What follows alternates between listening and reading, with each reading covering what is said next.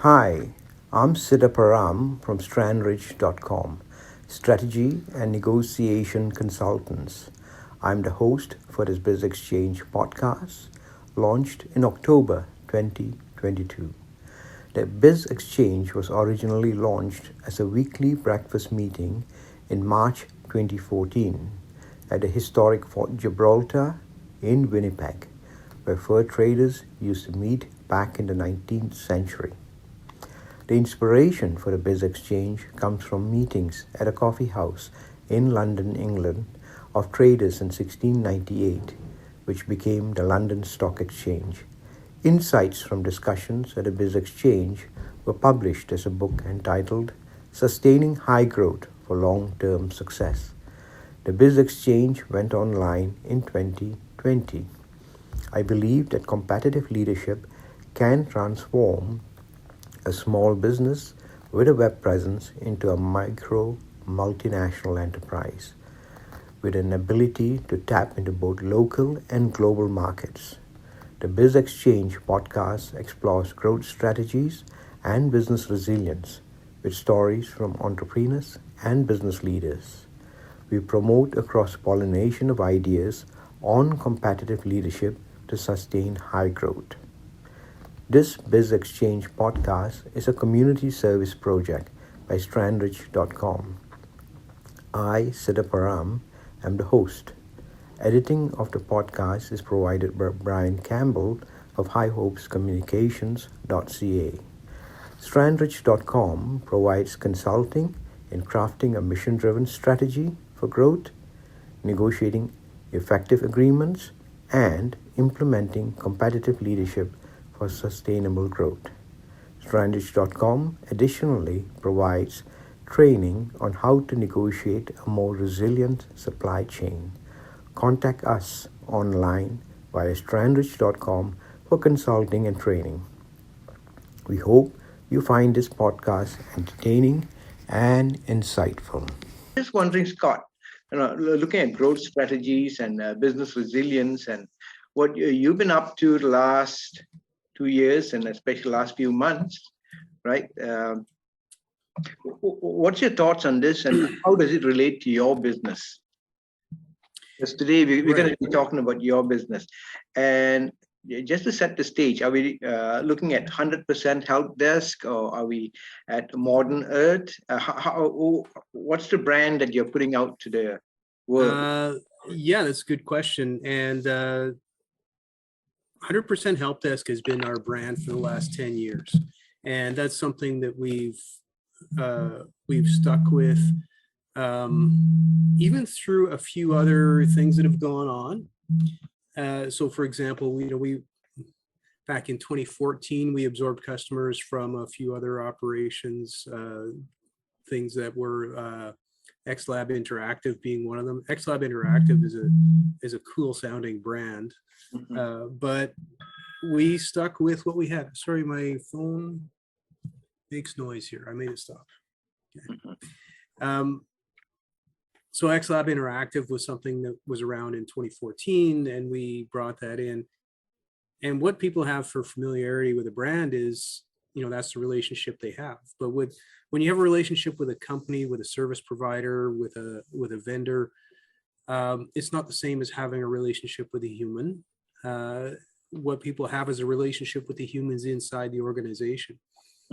So when there's a shift like that happening, people want to know, am I going to like this new partner that I have? Or what kind of a partner swap are we doing here? So you can the customer can think about whether they have an ongoing relationship with the company, but do they like the ongoing relationship they're going to have with the humans in the company? So when Microsoft changed from being primarily guided from Bill Gates to Steve Ballmer, did people reevaluate their relationship with the company? On some levels, they did actually. But it's still a relationship with the company, and the continuity, it's up to that leader to choose their successor, right?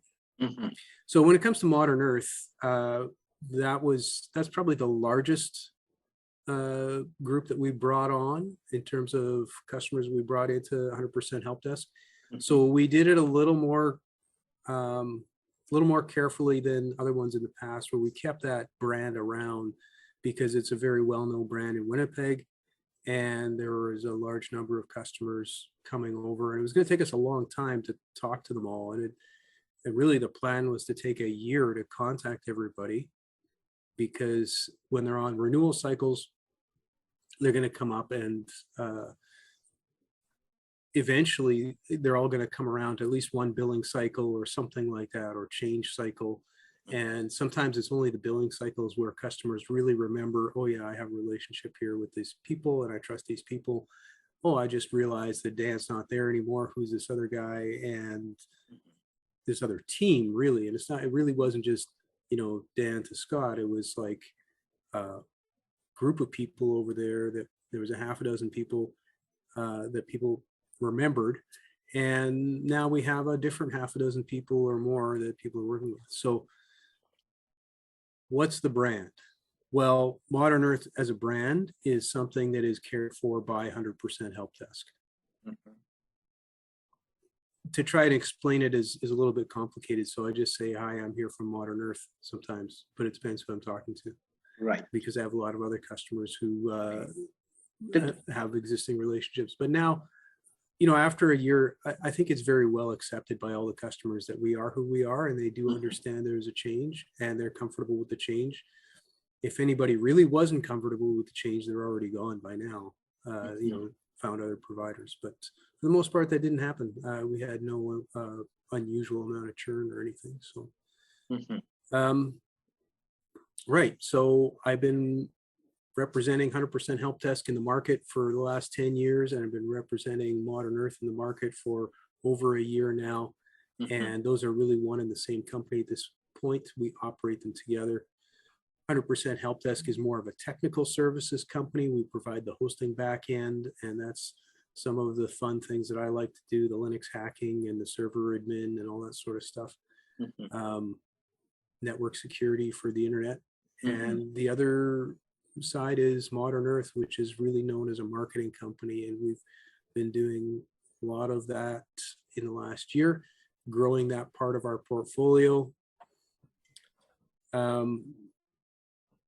We've been in the marketing world for a long time. Like I would say over the last 20 plus years, I've done some accidental marketing projects in the very beginning, and then I realized that as a programmer in the internet world, you're also a marketer no matter what.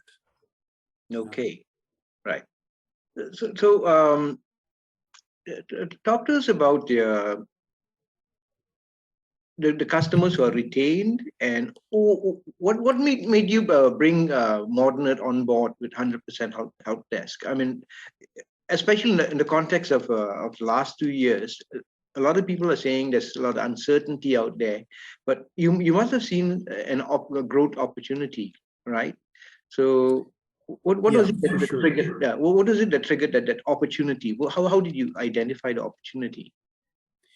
Well, I've been in this specific market for over 20 years, and so I know who the players are, and I know what the strengths of them are. So it gives me a head start on market research, I guess, knowing my backyard. And when I looked around at who was out there, who else was active in the market, I remember Modern Earth from, the last couple of decades being a competitor to us. And, when I realized that they're not doing the same amount of work they were before, they're doing something different. I wasn't aware of what was going on internally, but I also was able to just contact the owner and say, are you interested in a conversation? Because the same way that I know he's been around for that long, he knows that I've been around for that long. So it's kind of an industry thing. So being an industry insider, by industry, I'm defining the Winnipeg website building market. That's a fairly small thing to wrap your hands around. Most of us know who most of us are. Right. And of course, people come and go in that marketplace all the time, but the ones that have been around for a while. So how do I identify the market or the opportunity? Really, it's just a matter of going through the market and saying who's out there, researching a little bit of who's new, who I'm not aware of, who's active, who's less active, who's more active. What are some of these people's trajectories? Knowing that they were on a growth curve at one point and they were doing a lot of work, Right. and now if they've kind of plateaued or even started to decline, what's the reason for that? And in this case, the reason is simply that he's focused on a different line of business because he's doing something else. So for me, it was an opportunity to come in there and say, okay, if you're focused on something else, let me take care of this business. We'll make a deal. We'll acquire those customers and we'll service them. And again, because we know each other, you can evaluate me by reputation as well. And that's something that actually played a big part in this deal, I think. Okay. So would you say, sorry, I'm just cutting in. Would you say that, it's important, the relationship you had with the previous owners in helping you make a decision?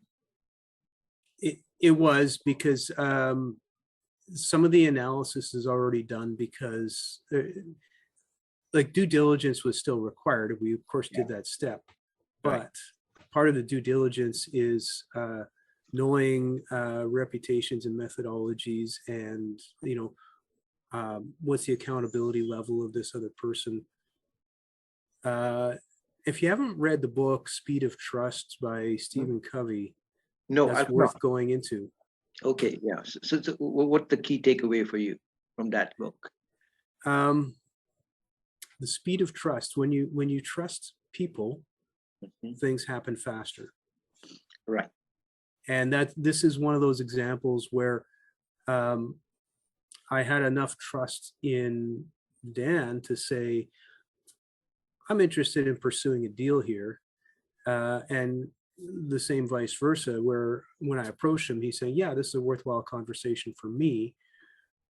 Of course, we still both have to do our homework and make sure that it's a good deal, but we take away some of that initial analysis where you're not sure who's this guy, is he capable of completing his end of the deal or not. So that's where working in the industry that we're in really helped.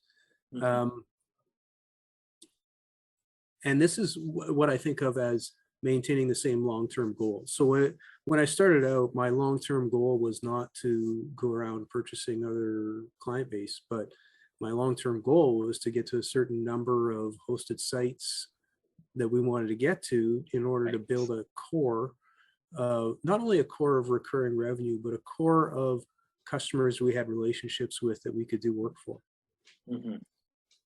And one of the ways to get there was to acquire those customers. Purchasing customers is a well-known thing in industry because it's actually, in a lot of cases, a lot easier than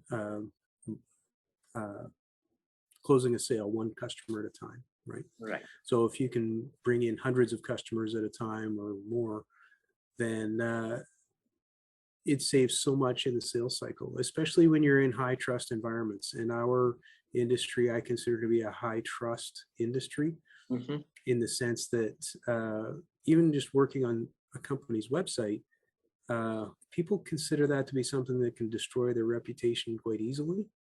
But also we're working on their infrastructure, their email. If a company's email is down, they consider that to be absolutely critical. Worse than if the phones go out in a lot of cases. So there's a high trust required. And not only are we managing those services, but we're asking for access. When I meet somebody and first time I meet them, I ask them for passwords to their critical systems. That usually is a bit of a pushback. So we have ways of building trust with customers that go in different ways to make them feel comfortable, make them trust us. But again, if we want to go faster, acquiring a block of customers gets us that big jump ahead. And one thing I'll say is that since we did this, we have found it easier to bring on other customers from other sources. It's easier to close deals with customers when you have a bigger customer base. Okay, that's interesting. So, you spend a lot of time telling us about trust and building trust. Mhm. What do you think is the core to its building trust? Um, Is it the consistency in the delivery of what you promise? uh, Delivery absolutely is important, and so is the right amount of transparency. Mhm. So if I consistently deliver a product to you, week by week or whatever it is, that's fine. But if you have zero understanding of what I'm doing to get it there, you might still not trust me as much as you would if I said, I'm doing this for you every week. And by the way, here's the method that I'm using to get it there. And if you look at the technology I'm using and you go, oh, well, that's actually pretty good. It looks like you're using industry standard software, industry standard solutions, best practices, things like that can build trust. That's not the only way. You could say, oh, we have a custom solution that no one else has. We're unique. That can build trust in expertise, but it also can raise some flags in terms of being unique is sometimes dangerous because, if it breaks, then there isn't another one, kind of thing. Right. So in the tech world, most of our customers would have no idea what I'm saying if I tried to explain things fully. Mhm. So it's the right amount of transparency. Mhm. And if I tell one customer that, oh, we're using open source software, and they go, what does that mean? And I said, open source software means that everybody can download the source code to look at it. And the customer says, well, that sounds terrible. You must have security nightmares. Mhm. Well, that's not true at all. In fact, it's been proven over the last 20 years that open source software is more secure because the bugs get found faster and fixed faster. And the stuff that we run our lives on, basic email, websites, all that sort of stuff, operating systems, Mhm. it is open source software. Okay. So again, it's being careful to know your audience and give the right amount of transparency. What does somebody want to know to make them comfortable? And if they want to know, yeah, we do backups. Okay, good. Gotcha. We're backing up our stuff. Mhm. For some customers, that's all that they can really wrap their heads around because they're just not educated in the services that we do. Mhm. Um, so consistent delivery, yes, for sure, because if customers phone us on a regular basis and say, hey, I need this thing restored from backup, we say, oh yeah, that backup got deleted. I don't know what happened. My dog ate it. That kind of stuff. It doesn't matter if I tell them that we're doing weekly backups if they don't exist, Mhm. or daily backups or whatever it is. Yeah, you mentioned industry standard, and then you also said being unique in what you offer, right? Mhm. And that's always the thing that distinguishes, kind of thing, like the brand, okay, of what makes us different. But at the same time, how we can deliver something which uh, is not so far out that that someone else can't support you in the future if we are not around. You don't want someone to feel that they're the guinea pig for something that you're experimenting with, right? So how do you balance that two, industry standards, at the same time we are unique, to give that confidence that, okay, so I come to modern earth, this is what they're going to give me. The back office stuff, I'm not a technical person, I'm a customer. I know Scott is using some solid software there, and he's knowledgeable, and he can tweak it to my needs. That tweaking it, I guess, to the customer's needs might be the thing that's unique about you, right? How do you? Yeah. What I'm trying to get at is maybe I'm sure there's an element of understanding the psychology of the individual customer, right? Yeah, well, and again, relationships are with people, with Yeah. customers, and so making them feel like we're doing something for them and doing it the way that they want it, that's where we can bring in the unique selling proposition. The industry standard software is good, and industry standard solutions is good because there's two reasons. One is it avoids vendor lock-in, It also avoids that scenario where there's one person in the world who knows how this system works, and so I need to get Bobby to fix it because Bobby's the only guy in the world that knows how this piece of software works. So the stuff that we work with,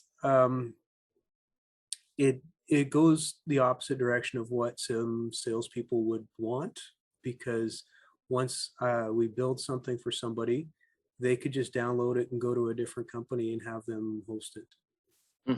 They could just take it somewhere else and have a different programmer work on it.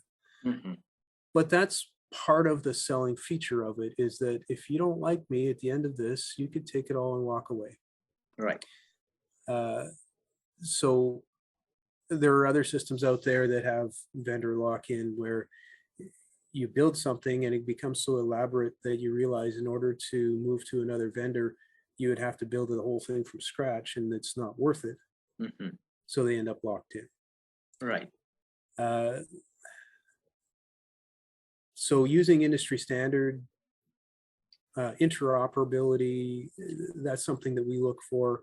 I look for that in general as a principle, because even at my level, with all these accounts, like if I said, oh, we need to switch because something happened in the industry, something that I wasn't expecting happened, and I need to suddenly change some technical feature, we're not locked in either. Like, we're the vendor, but we're not locked into the solutions that we're using necessarily. Or we try to lock into things that are going to have a path. They're going to have a way out at some point. Talk to us about your team, Scott, because now you used that word team.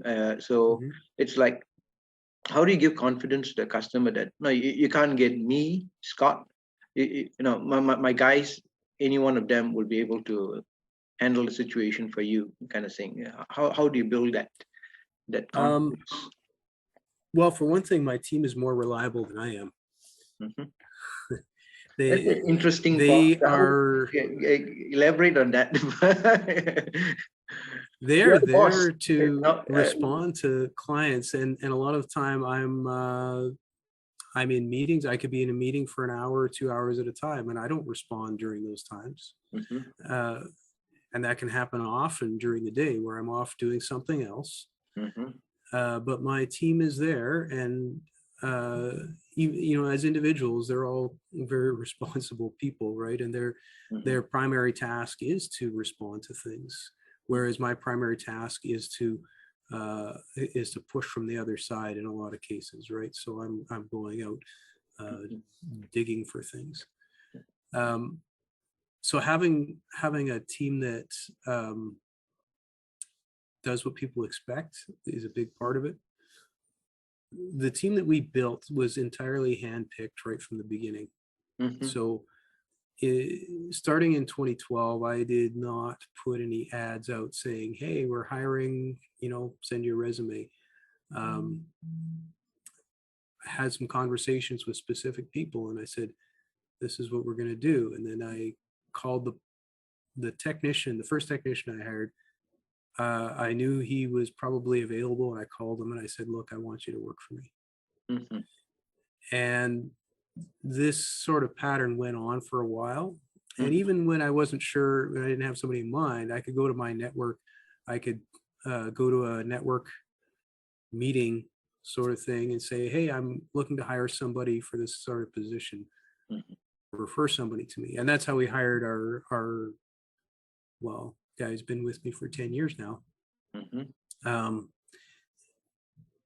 And even more recently than that, there are people that we've been working with as strategic partners, and we just said, you know what, I want you to, the conversation kind of naturally evolves into the next thing of you should work for us. We should make this a formal employment offer. So we're handpicking people, and we tend to pick senior people with a lot of experience. When you have a small team, I think that's far more important, because with small team of junior people doesn't have any depth to it. But our team now with 10 people, we have some of our staff have less experience, but it's okay, because we've got people surrounding them to lean on, right? So we've got a lot of depth in our team, and even the ones who are relatively junior in the industry, they have somewhere to go. They're not just making up the answers, they've got senior developers to work with, that kind of thing. Mm-hmm. I got one more question to ask you, but before that, I thought, well, Brian, you'd like to come in and maybe ask Scott about, from a customer-centric point of view. What are the questions you think that a customer would be asking Scott? Right. Well, before I ask the question, I do want to step in on that last spot about his team. Yes. Because I've been a customer of Scott's for the last few years. When I have a problem, I don't call Scott, I call Ryan. I get in touch with Ryan. Just the other day, I got an email, and I get a lot of these. We've hacked into your website. We're going to cause some problems for you, and so on and so forth. Normally, I ignore them. This one, they created a bounce back, so the sending email was my own email, and they actually spent a little time writing it up officially. Okay, just in case, I probably shouldn't ignore this one. So I sent a message. I forwarded to Ryan asking him, what do you think? He was back to me within the hour saying, yeah, I've seen those before. Don't worry about it. They haven't hacked your system. Everything's cool. Mm-hmm. Within the hour, I had my answer. Yeah, I thought that's what it's going to be. I just wanted to be safe.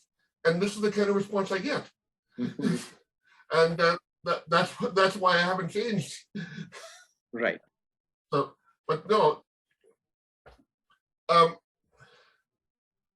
These are the kind of things that customers are looking for. Or from my point of view, I'm looking for somebody I can count on. I'm looking for somebody local. So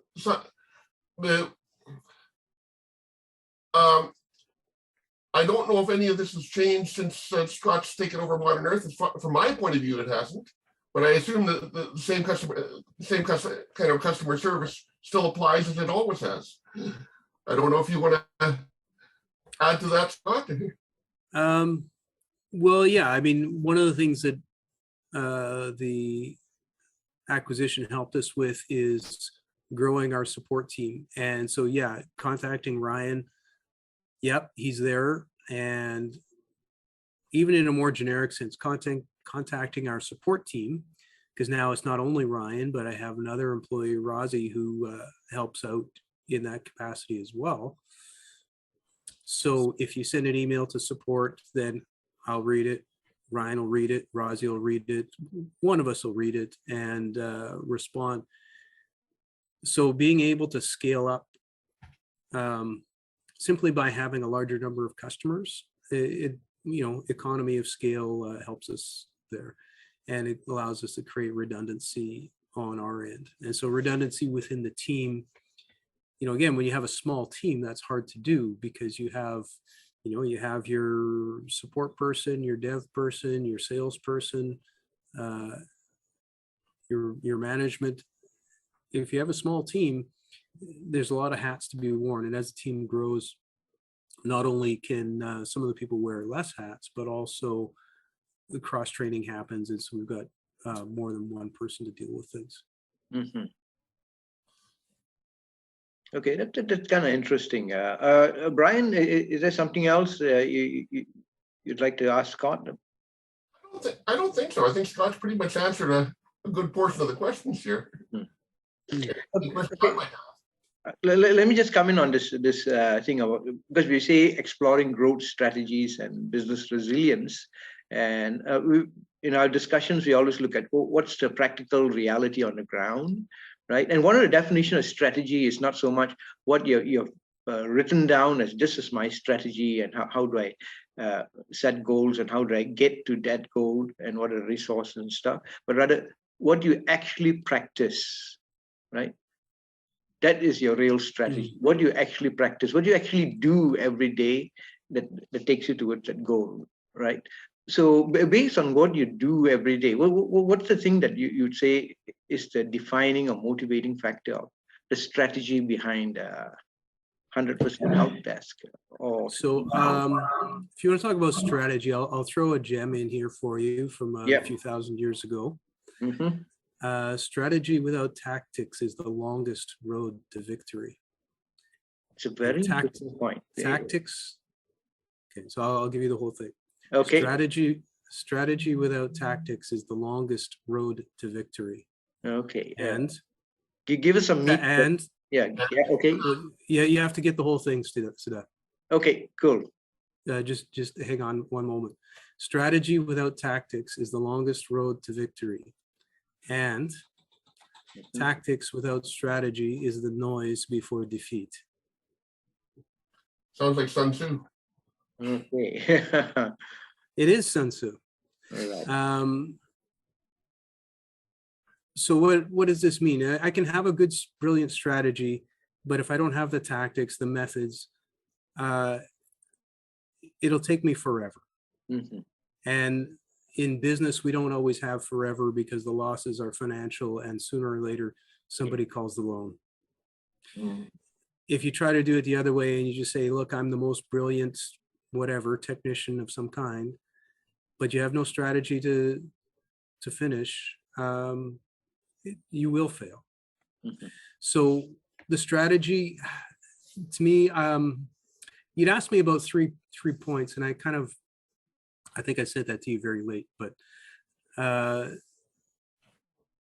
having a goal, that's the strategy. And when I say goal, I mean a long-term goal. I mean like a 5-year goal, or the BHAG, the big, hairy, audacious goal. Right. What kind of goal do you have that's far enough away that you're not going to have to change that goal for quite some time? Okay. Because if you choose short-term goals, then it's just it's like deciding what shirt you're going to wear every day. It's really not that helpful. Mm-hmm. But in terms of shirts, if you say I'm going to be known as the black shirt guy, my goal, I'm going to wear a black shirt every day for a year.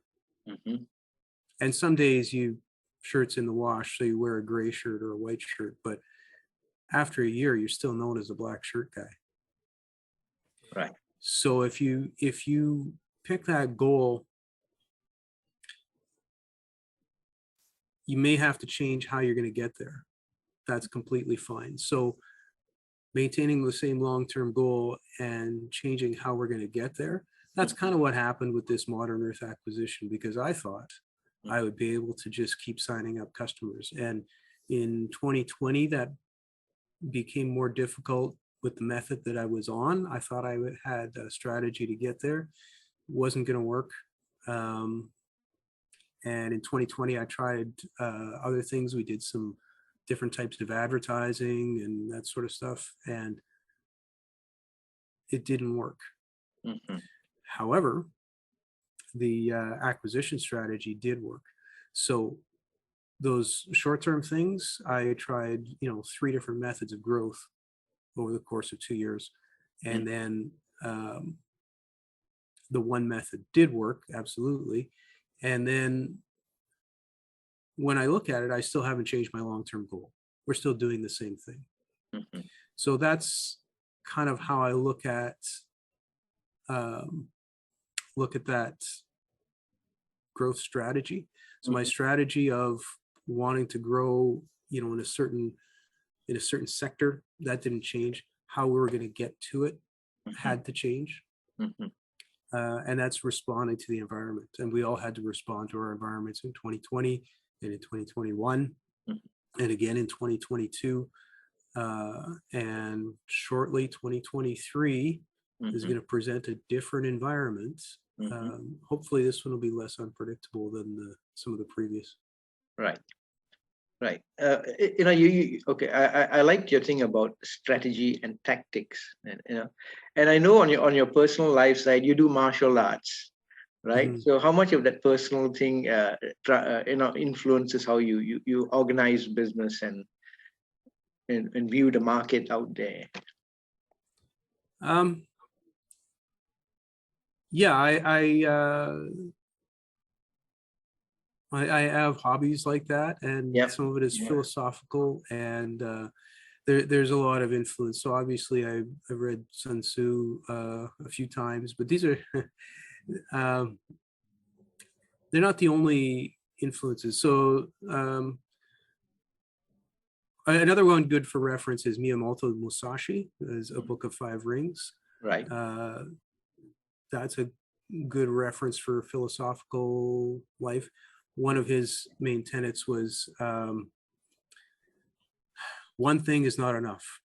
Mhm. He's still considered to be the greatest swordsman who ever lived, but his thought was that's not enough. You can't be just one thing. You can't be one dimensional. So he became, a writer, a philosopher, an artist, and near the end of his life because he just figured it wasn't enough. Mhm. Other philosophers, Machiavelli. Mhm. People get a little bit scared when they hear the name, but that's because the English expression we use it as an adjective somewhat incorrectly. Right. He made observations on what people do. He didn't recommend that you do them all. Mhm. So he's very insightful in how people operate. Mhm. Still very relevant, still very valid in my opinion. Mhm. And another big influence for me is John Maxwell. The 5 Levels of Leadership is a book that I've listened to it probably 10 times. Mhm. Okay. And these things all do converge for me. Mhm. How do we build leaders? Well, in martial arts, we build leaders by training, and we, starting with children, we teach them discipline and work ethic. And with adults, the same thing. How do you accomplish something? How do you move to the next level? How do you learn skills? So building leaders is what we do in recreational martial arts for sure. Mhm. And building leaders is a study of itself. And all these books I mentioned are ways of learning how to build leaders. Mhm. So would you say that to be resilient, I'm taking it to the next word that we have put up for discussion. To be resilient, you can't just focus on business. You got to be a multi-dimensional, complete human being in a sense. Is that something that you would advise every business person out there to pursue and understand the philosophy of your life is just as important? Yeah. You can't be one dimensional, but if I want to think about Musashi's tenet there, you can't be one dimensional and be fully successful. You can be successful in one thing, but that doesn't make you a complete human. And really that's our maybe our end goal anyway. But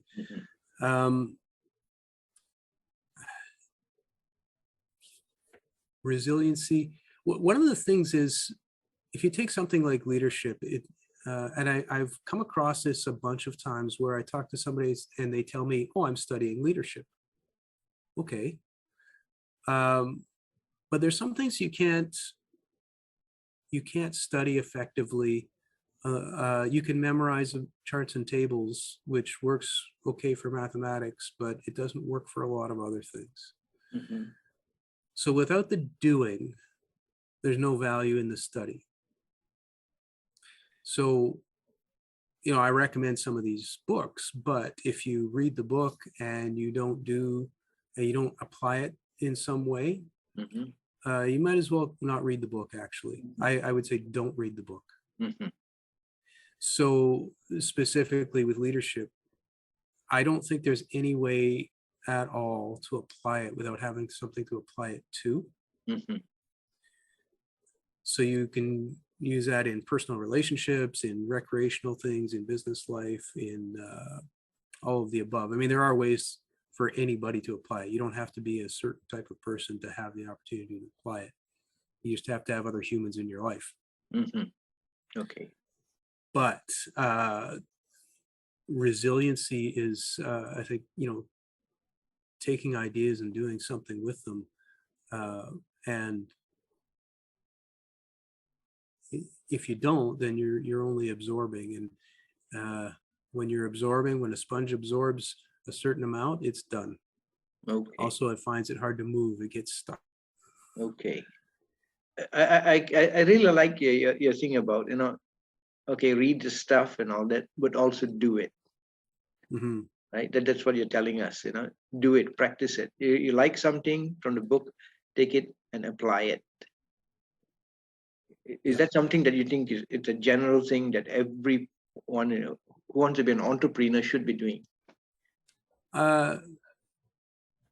Yeah, I do think so. I mean, here's the thing. There's some books I read and I go, oh, actually, I don't agree with this book. I'm not doing any of these things.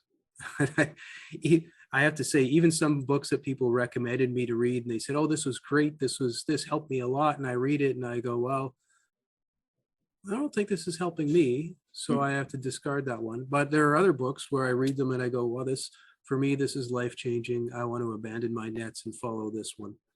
And it's a little bit tough. It's a little bit challenging for us to figure out how to do that, because we have certain things in our lives that we can't just stop. We can't stop paying our bills, or we can't stop doing certain things. But what can you do? So the two questions: what can you do, and what would it take in order to do it? Because quite often people say, well, we can't do that. That's very rarely true. Usually it's a question of what would it take to do that. You could tell me you can't breathe underwater, and I would say, well, actually you can. You just need the tank and the equipment and the stuff. Of course you can breathe under the water.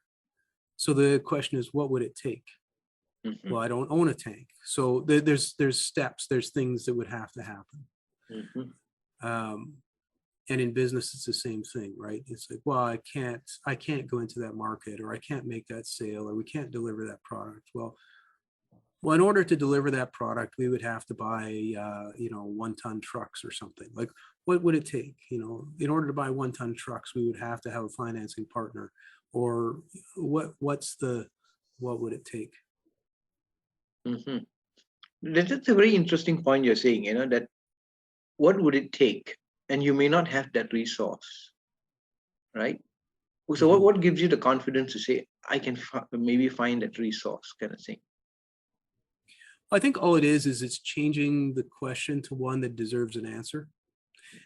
Because you could say, well, I can't do that. And if it's something that you want to do, maybe it's worth finding the next question. What would it take in order to do that? Well, I'd have to get a scuba kit. Okay. Do I want a scuba kit? Can I get a scuba kit? Well, you keep changing the question until you get one that has an answer you can live with. And now some of these are going to be a dead end. Yes, you could come to a point of, well, no, it doesn't work for me because whatever.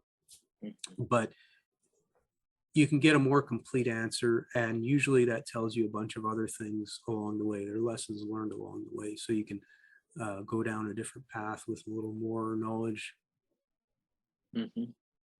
There are a lot of people out there who are uncertain about the future, kind of thing, and there's this challenge. Running a business has been tough the last 2 years. Do I tweak my business? Do I change it? Or do I go and get a job, maybe close shop and just work for someone else instead? What would you say to someone who's thinking along those lines? Should I carry on with and sort of find ways to become more resilient and build a business, or should I go and get a job instead? And that's going to be less stressful. I had this exact conversation with somebody last week, actually. They were telling me they had an opportunity to take a full-time job. Their business, they did okay, but there's a lot of challenges, and they need to do new marketing and grow in a certain sector, and there's a lot of work to be done. But this other thing was a sure thing, where they get full-time employment, and winter is coming, and a lot of things, a lot of considerations. And I did have this exact conversation. I said, well, what would it take to have it all? Yeah. In order to have it all, can you work 2 full-time jobs plus give your family time and whatever else, give yourself some time, hobbies or whatnot. Can it be done? The answer is maybe. Well, what would it take? Would it take that full-time job, changing it to a 0.75 or 0.5? Maybe the employer would not accept it. I don't know. But if that's what it would take to fulfill you on the other side, then maybe that is the right choice. But when people start asking these questions, usually they know what they want. Right. And they don't always know that they know what they want. But there's you can trick yourself and find out. So what I mean by that is you say, well, am I going to quit my job, or am I going to, recommit myself to this business and do this for another year? So what I would do is say to myself, okay, I'm shutting down the business today. And then I measure my own reaction in that moment. It's a very short moment where you say to yourself, and you get your emotion. What was your emotional response when you said that? Was it relief, or was it lost? That's just the way that you tell yourself what you want. So what you really want, and you can do it either way. You could say, well, I'm shutting down the business, or you could say, well, I'm going to take that job. I'm going to work there. Now, does that give you a sense of relief, or does that give you a sense of dread of, oh no, I have to work for this company? Now, knowing what we want doesn't always equate to what we can have, but that's where we have to figure out, is there a way to do this? Is there a way to have what I want? And if there is a way, what would it take? And, to run my, keep running the business longer and say no to that full-time job means, do you have to finance your business? Do you have to find a finance partner, an equity partner, a lender? What is it? Or do you just have to make one big sale? Just make one great sale that'll pay your living costs for the next 6 months, and then you can focus on the business? I don't know. It depends. Yeah, I mean, there's scenarios, right? That's interesting. Brian has been here. Specifically, I did say, Brian, you're here as a fly in the wall, but occasionally I'd like you to come in and buzz around our interviewee's head, our entrepreneur who is on the spot today, which is Scott Toderash of 100% Help Desk. Brian, buzz around Scott's head, and what are the words that you picked up from him that you think we should pick his brain? Here's our opportunity to pick somebody's brain who's been in the industry, in the tech sector in Winnipeg for so long. Right now, I'm just still processing everything he said throwing at us here. Yes. That's the interesting thing, isn't it, Brian? Our friend here, Scott, he's a very philosophical man, right? He's got the art of war. But then he practices peace. I think he's a peace builder, right? Yeah. I've had a few questions along the way, but he answered them before I got a chance to ask them. So yeah. Okay. Well, tell me, Brian, what would your questions have been? Like, I'm curious what you would have wanted to know more about. Well, I was trying to get a handle on where your goals were at and where you're going with things, and how you make everything work. But you've been answering those things along the way here. How you explained how you change your tactics to accomplish the goals, to keep your business moving forward and acquiring customers. You've answered the question of why you've decided to take over working with Modern Earth, and you've filled in a little bit of detail about being a little more well-rounded as a person and as a businessman, and keeping it all together. So,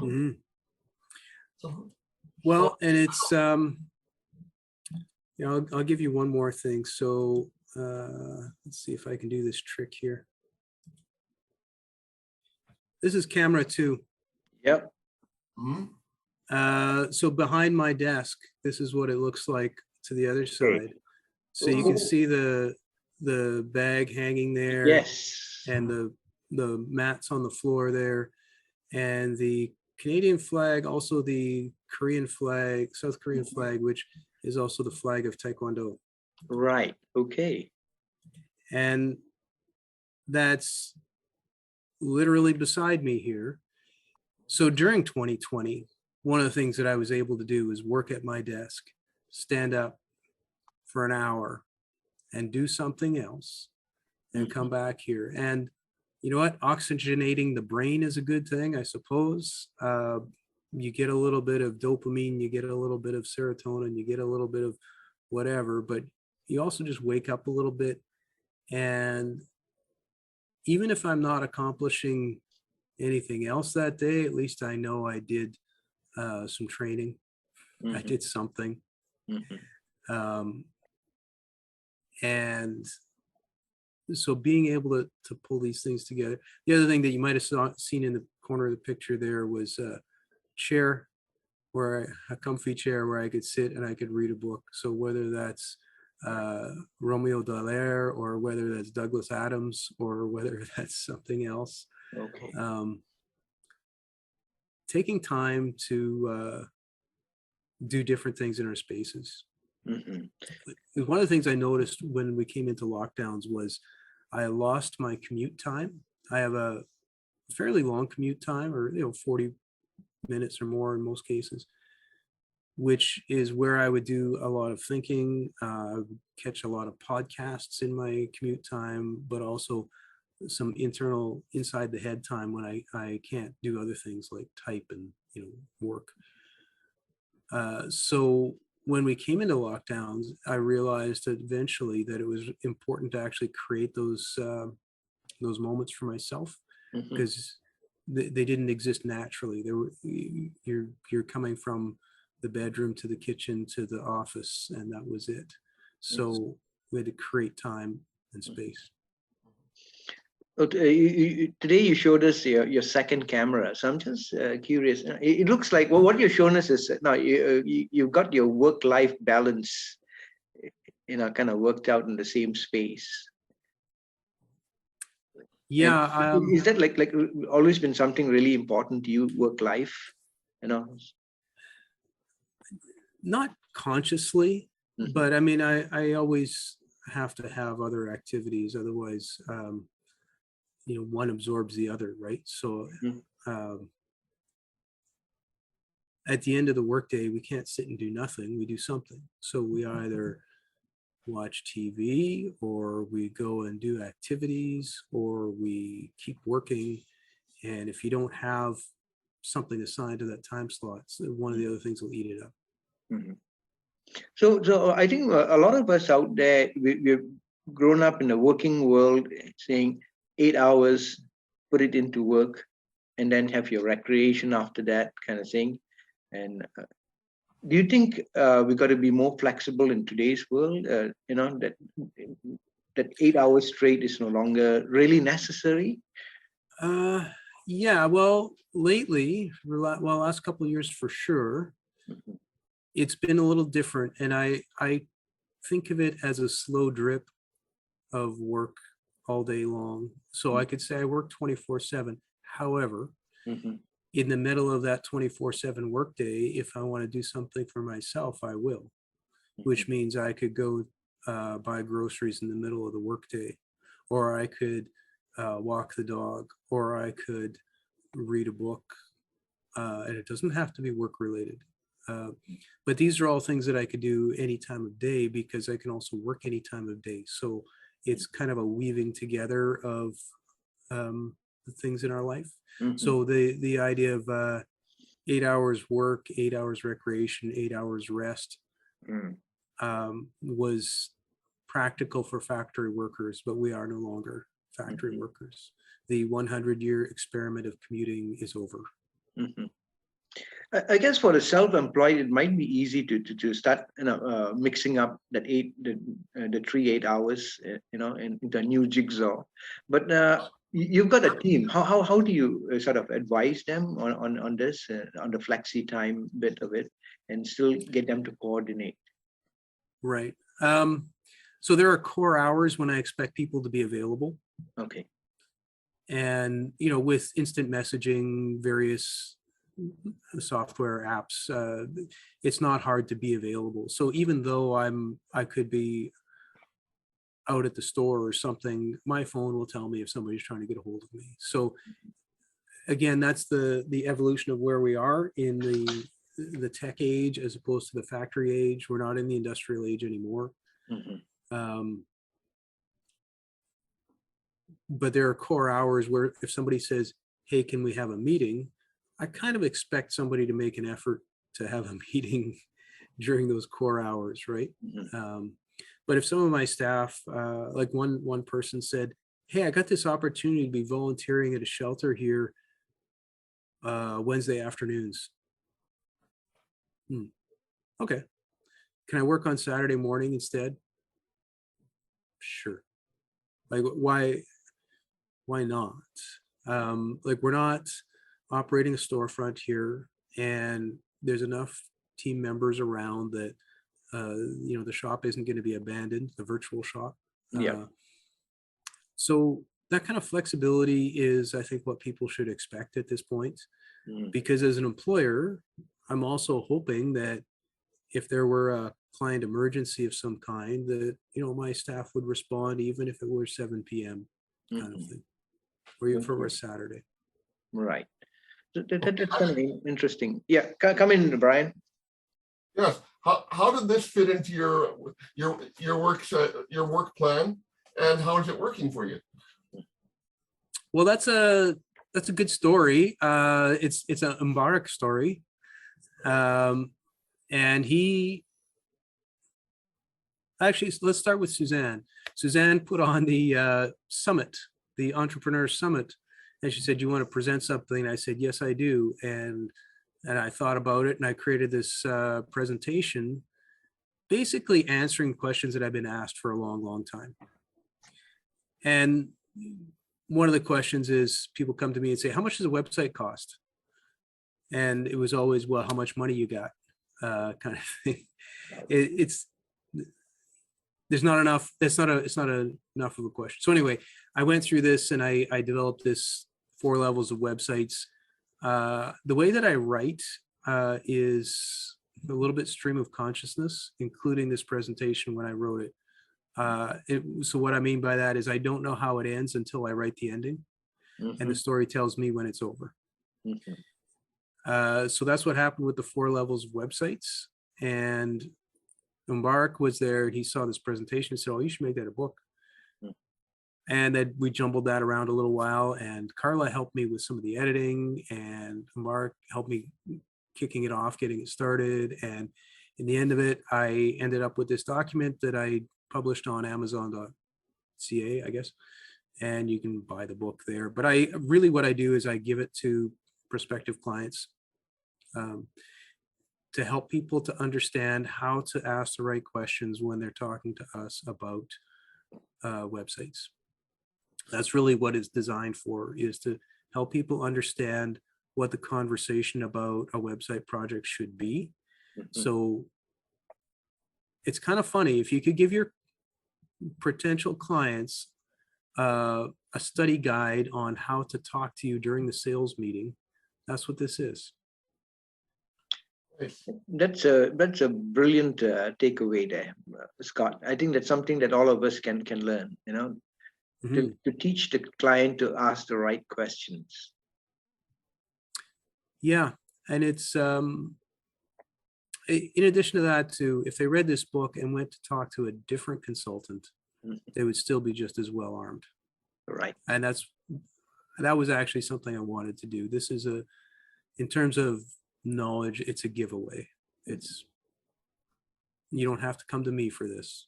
Right. Okay, great. We've come up to the hour. We've been with Scott Toderash of 100% Help Desk, and he's most certainly has been 100% helpful here with us. We're going to do a wrap up. it is the first of our podcast series for the Biz Exchange. The Biz Exchange used to meet regularly at a cafe. Then we moved into a environment where we were able to just focus on discussions and put the coffee and tea and breakfast to the side.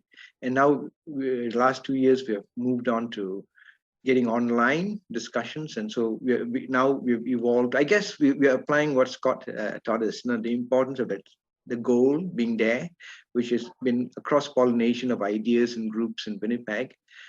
And that's how the Winnipeg Biz Exchange started. And now we're changing tactics, right? And doing this podcast. Scott, you would have opened up a lot of minds. So thank you for opening up your mind and sharing it with us.